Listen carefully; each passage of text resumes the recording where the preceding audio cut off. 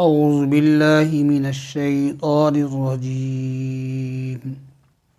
بسم الله الرحمن الرحيم.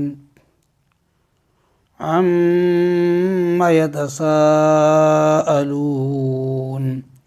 عن النبأ العظيم الذي هم فيه مختلفون كلا سيعلمون ثم كلا سيعلمون ألم نجعل الأرض مهادا والجبال أوتادا وخلقناكم أزواجا وجعلنا نومكم سباتا وجعلنا الليل لباسا وجعلنا النهار معاشا وبنينا فوقكم سبعا شدادا وجعلنا سراجا وهاجا وأنزلنا من المعصرات ماء ثجاجا لنخرج به حبا ونباتا وجنات ألفافا إن يوم الفصل كان ميقاتا يوم ينفخ في الصور فتأتون أفواجا وفتحت السماء فكانت أبوابا وسيرت الجبال فكانت سرابا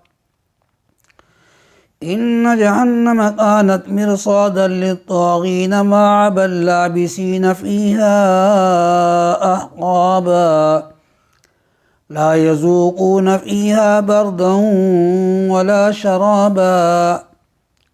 إلا حميما وغساقا جزاء وفاقا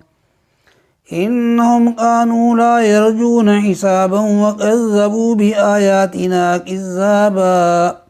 وكل شيء أحصيناه كتابا فذوقوا فلن نزيدكم إلا عذابا إن للمتقين مفازا حدائق وأعنابا وكواعب أترابا وكأسا دهاقا لا يسمعون فيها لغوا ولا كذابا جزاء من ربك عطاء حسابا رب السماوات والأرض وما بينهما الرحمن لا يملكون منه خطابا يوم يقوم الروح والملائكة صفا لا يتكلمون إلا من أذن له الرحمن وقال صوابا ذلك اليوم الحق فمن شاء اتخذ إلى ربه مآبا إنا أنذرناكم عذابا